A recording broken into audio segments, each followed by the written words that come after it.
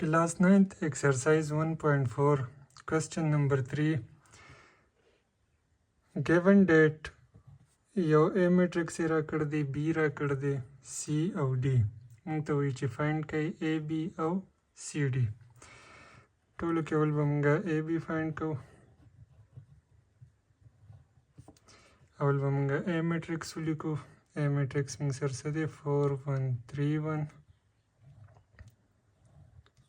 matrix B 1 minus 1 minus 3 4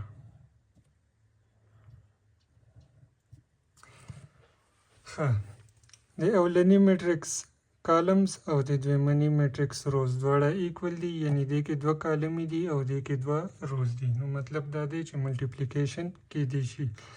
اوس ملټیپلیکیشن مونږه څه ترتیب سره کو ټولو کې اول دا اولنی رو چې کوم دا به مونږه اول کالم سره ملټیپلای کو بیا به بل کالم سره ملټیپلای کو څنګه به کو راځئ چې وګورو د اولنی رو اولنی الیمنٹ به ملټیپلای شي د اولنی کالم اولنی الیمنٹ سره بیا به پلس دا دویم الیمنٹ چې کوم دی دا به اوس د دې کالم دویم الیمنٹ سره ملټیپلای شي صحیح شو د کالم سره دا ملټیپلای شو اوس به دغه رو به اوس بل کالم سره ملټیپلای کو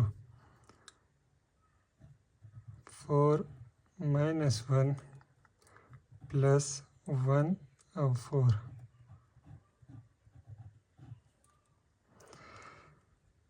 دا رو چې کوم و د کالم سره هم ملټیپلای شله د سره هم ملټیپلای شله نور کالم یې نشته دی اوس نو اوس به مونږه لاندې سیکنډ رو چې کومه ده هغه به اوس مونږه دغه شان اولنی کالم سره او بیا دویم کالم سره به ملټیپلای کو 3 1 plus 1 minus 3 اوس به دغه رو به دویم کالم سره ملټیپلای کو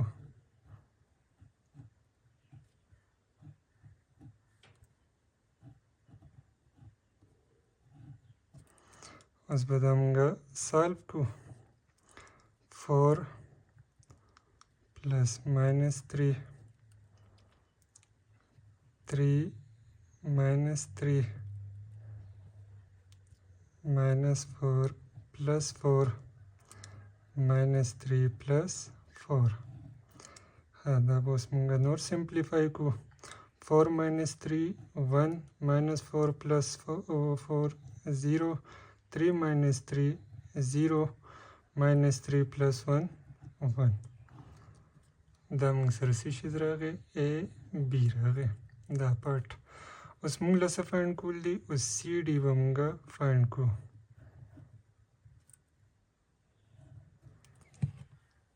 سی میټرکس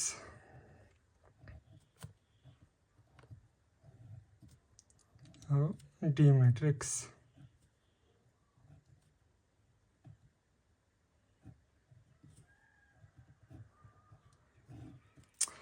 اول رو به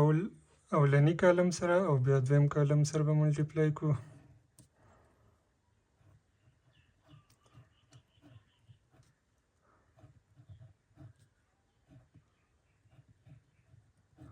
اوس به دویم کالم سره ملټیپلای کو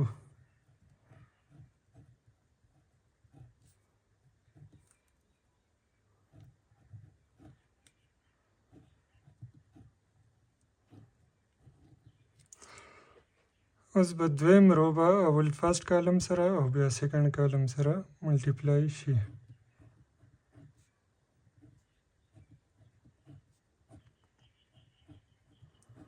اوس دویم کالم سره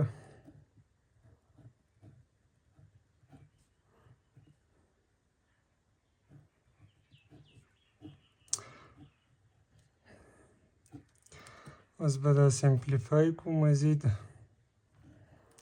3 minus minus plus او دا 2 cancel شو 2 راغی minus 6 plus 8 by 3 1 minus ماینس انټو پلس څه شي شو ماینس شو او 2 به کینسل شي 2 سره نو دا سره راغی 1 راغی دغه شان دا ماینس 2 پلس 4/3 مزید نور سمپلیفای کړئ 3 minus 2 1 minus 6 plus 8/3 1 minus 1 0 او دا به راشي 2